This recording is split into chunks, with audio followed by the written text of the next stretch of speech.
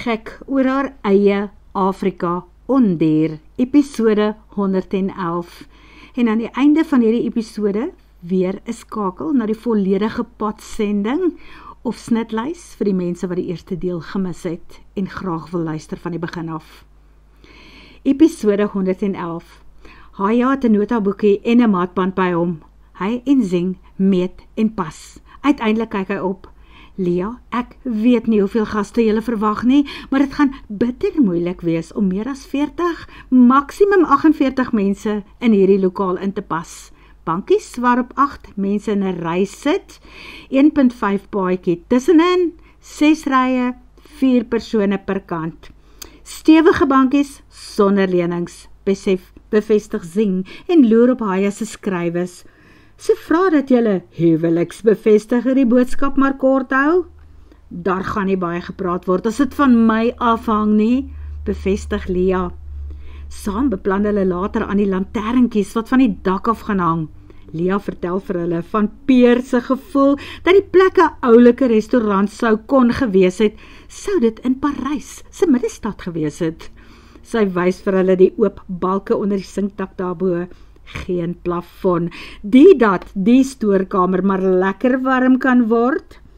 Dit is mos nou waar ek van polystyreen hou, beduie Haya, die wat ons daar by Peer hulle ingesit het. Mens plak het mos net onder aan die sinkdakke vas. Dit is lig en jy gom het sommer vas en daar is 'n merkbare verskil in die temperatuur binne in so 'n vertrek. En soos jy seker agtergekom het, dit was nie baie duur nie. Jessie Haya, nou moet jy eers wag. My finansies is besig om vir 'n duik te gaan en met ons oorseese reis na die troue gaan ek waarskynlik bankrot terugkom. Wel, dan maak ons maar net die vensters oop sodat die ergste hitte kan ontsnap. Hitte gaan mos op en daar is 'n hele ry vensters onder die dak. Troos Zing.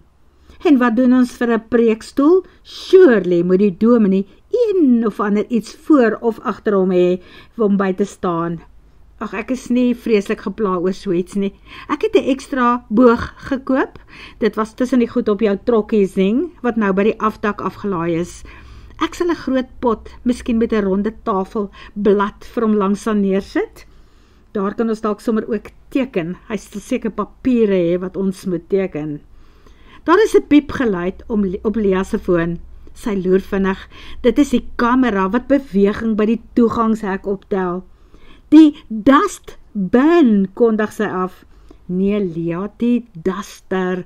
Ja, daai een met John, Paula en Sylvie is nou hier. Ons moet seker begin klaarmaak met ons idees hier en uitstap en toesluit, want niemand anders mag weet nie. Dan kan julle vir my kwotasie môre of so deurstuur. Maak nie saak in elk geval wat dit gaan kos nie, dit moet gedoen word. Lia staan by die deur en wag dat hulle uitstap voordat sy vir Haya 'n spaar sleutel van die plek kan gee. En toe stap hy na waar John en die Da Silva se karre gewoonlik aan die ander kant van die huis geparkeer word. Sy vrou is mos saam in daardie kar. Lia en Zing bly alleen agter en sy vra, kom drink jy gou tee by my? Ja, dankie, ek wil graag sien hoe vorder jou studio winkel. Ek hoor by Anna dat jy al gereeld stukkies daaruit verkoop. Jy is welkom om saam te stap en te kom kyk. Maar Zing, dit is hoog tyd dat jy van jou en jou studente se werke aan my beskikbaar maak om hier te verkoop. Ek kan regtig nie voorbly met die vervaardiging nie. Aan die ander kant moet ons dalk net eers wag dat die troue verbykom. Ons gas mos net daarna vir 21 dae weg wees. Alhoewel, Anna is nogal slim. Sy kan nogal die plek bestuur. Julle reis is beslis iets om na uit te sien, sê Zing. Ja, ek begin ook nou opgewonde raak, al wou ek eintlik eerder China toe gaan. Erken Lia en soek eers gou weer vir Gatto, waar sy in haar lapnes lê. Daar is sekere tekens wat Sergio genoem het, waarna sy moet oplet om te weet dat die kat in kraam is. Rusteloosheid, in so 'n mate dat dit lyk asof sy nie haar lê kan kry nie. Of wanneer sy haarself aanhoudend lek, en as sy so 'n klarige geluidjie begin maak. Miskien is Sergio reg en kom Gatto se babas eers teen Woensdag. Lia was haar hande en teen die tyd dat sy water in die ketel getap het, is daar nog gaste wat graag 'n koppie tee saam met hulle wil kom geniet. John en al die ander mense, behalwe dat Sylvie en Haya vir die volgende 3 aande by Arend in sy huurplek in die Gonzaleskamp gaan slaap.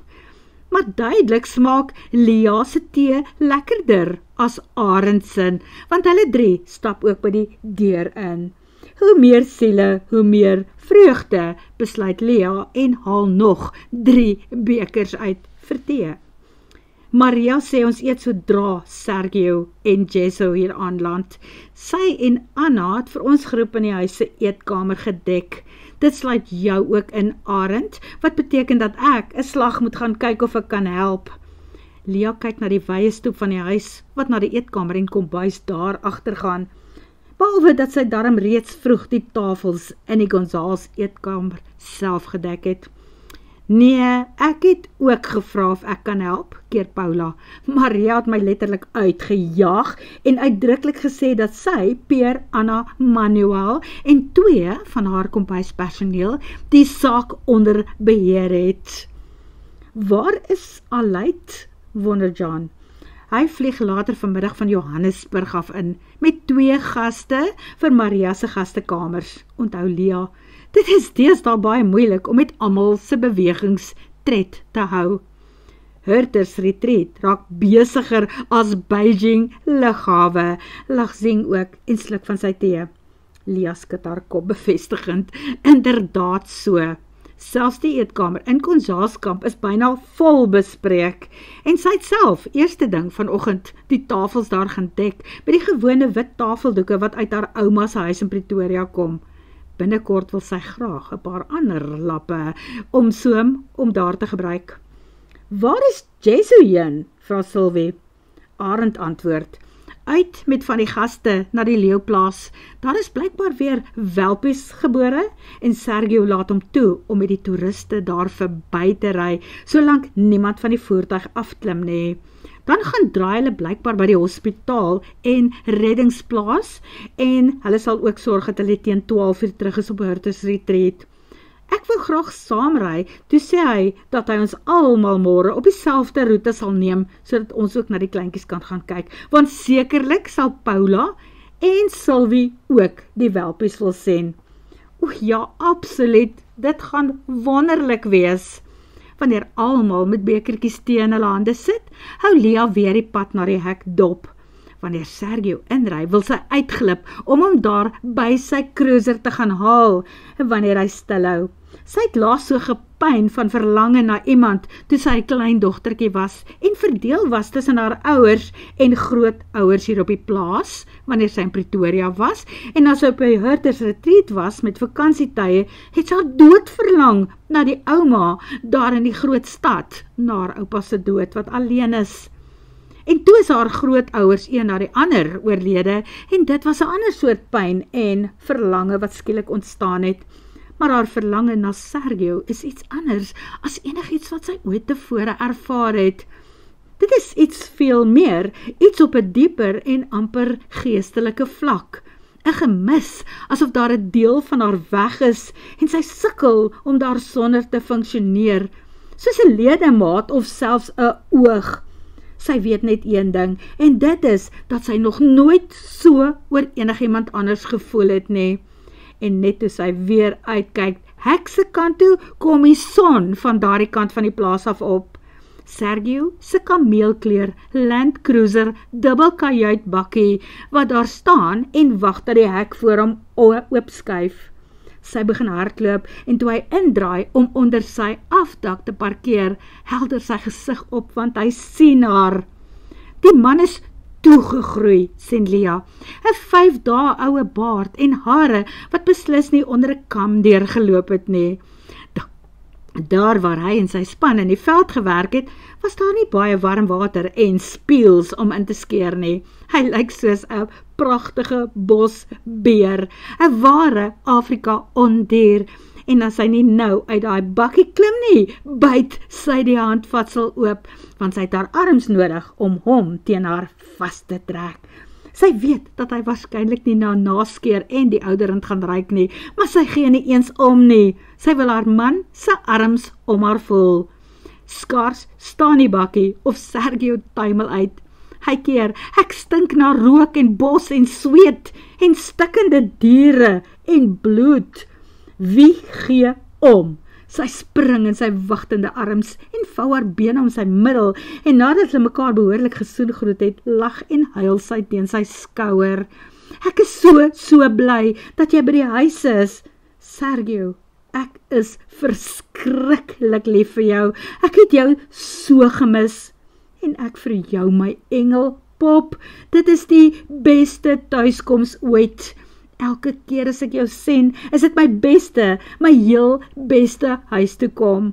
Hy stap met haar so in sy arms na die glasdeur om oop te sluit en eers toe hy moet voel vir die sleutels in sy sak, los sy hom en soek plek om met haar voete vas te trap.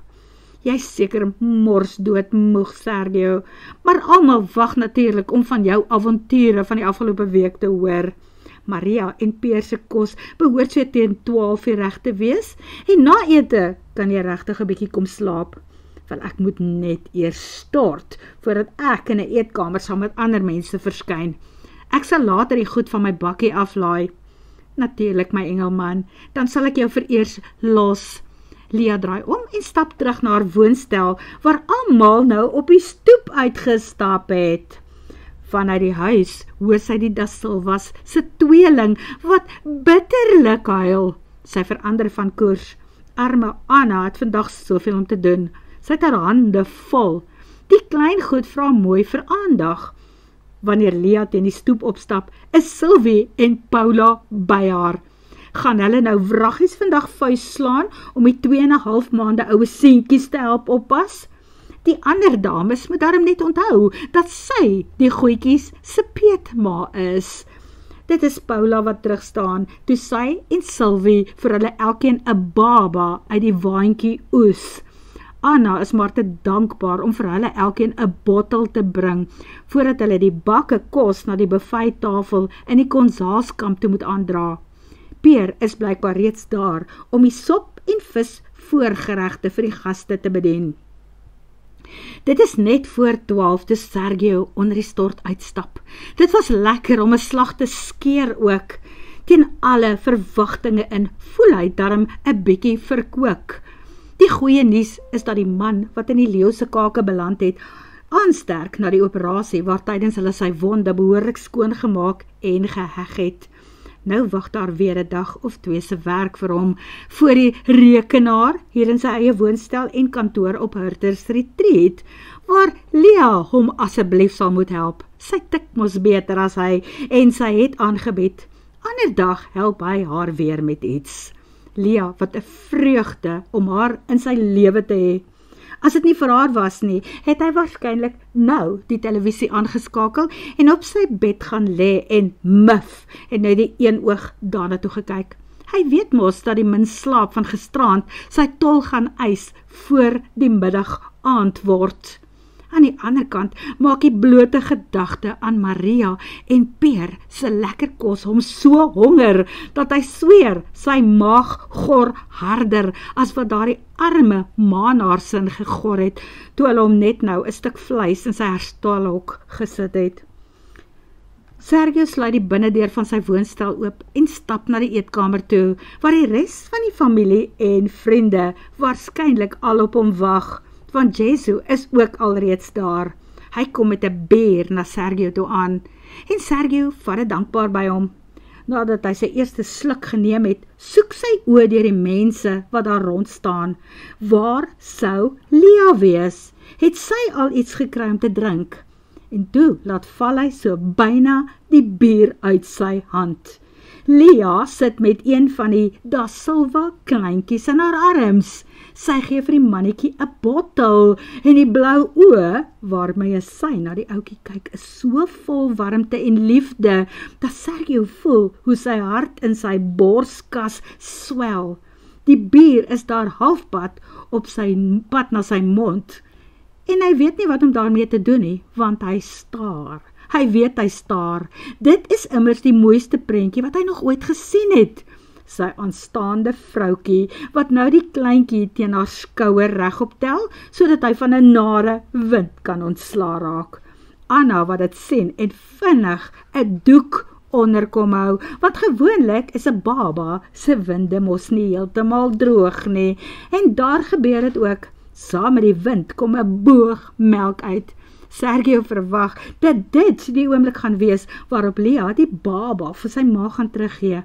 Maar nee, sy doen dit nie. Sy vee net die ergste suur van sy gesiggie af en sit die bottel teer terug in sy gretige mondjie. Net daarna kyk sy op en sien hom daar staan. Die uitdrukking op haar gesig versag nog meer en sy wys na die stoel langs haar. Hy stap nader en gaan sit en toe sit hy sommer sy arm van self oor haar skouer ook. Hy sit die bier op die tafel neer. Dit is lekkerder om die oomblik in te drink as om aan 'n bottel te teug. Net sowel, want die volgende oomblik ontvang hy ook 'n baba. Sylvie, wat die ouetjie vir wie sy bottel gegee het, nou in sy arms wil sit. Iets waarvoor hy sy arm taamlik teesinnig van Lia se skouer af moet haal, om 'n goeie job daarvan te doen, want net daarna kook daai knapie ook in 'n doek oor. Die twee raak net mooier en groter, elke dag wat ek hulle sien, besluit Paula, wat die petalje die heeltyd staan en dop hou. Dankie, spot Sergio, ons doen mekaar goed, of hoe Lia? Simpel man, ek praat nie van julle twee nie, ek praat van die babas, raas Paula. Ag nee, hoe moet ons nou voel, speel Lia saam, en Sergio kry weer lekker tot in sy tone. Kan twee mense mekaar so goed verstaan en aanvul? En daarmee kom verlos Jesu en Anna, hulle gelukkig van die manne, wat seker enige oomblik van nou af gaan reg wees vir 'n slaapie. 'n Salige blaaskans, sodat die familie in vrede kan begin eet. Sergio staan op om vir Lia 'n glasie wyn te gaan skink. Wanneer hy daarna na die gedekte tafel kyk, is die kontras tussen dit wat hulle gewoonlik op so 'n velduitstappe eet en wat nou op hulle wag weer skreiend soos altyd. 'n Avokado rits en garnale kelkie staan daar by elke gedekte plek. Op die buffet wag daar 'n koue tamatie en komkommersop. Die warm geregte in die bain marie en vir nagereg het Paula weer van daardie hemelse koeke wat Kia in bonsai bak gekoop en saamgebring. Hy hoop die een met die wit versiersuiker is 'n wortelkoek of 'n rooi fluweelkoek, maak nie regtig saak nie, enige een is lekker. As Maria nie gou sê dat hulle kan begin eet nie, byt hy nou 'n gat in die tafel. Of hy slaan morsdood neer van honger en van 'n beer wat hom skielik so klap, dat hy wonder vir hoe lank hy na dese op sy voete sal kan bly. Hy eet sy voorgereg en is dankbaar toe iemand die sop voor hom kom neersit, en toe hulle moet gaan skep, voel hy darm 'n bietjie beter. Kom aan Sergio, jy gaan darm 2 stukkies hoender en 'n bietjie meer van die skaapbout vir jouself inskep. Kom Maria, sy ander ma hier op die plaas, soos altyd tot sy redding, en sy stapel sy bord sommer namens hom op. Nog 'n gebakte aardappel en van sy gunsteling soetpatats. Daar's genoeg man. Dit spaar hom darm om 'n tweede draai by die tafel te gaan maak. Hy moet nou net genoeg plek los vir 'n stukkie van elkeen van daardie 2 koeke. Maar die lekkerste van alles is om te voel hoe Lia sy hand onder die tafel opsoek, terwyl hulle wag dat almal klaar speel met die hoofgereg. Dit is hemel op aarde vir hom om terug te wees hier op Hurters Retreat. Word vervolg.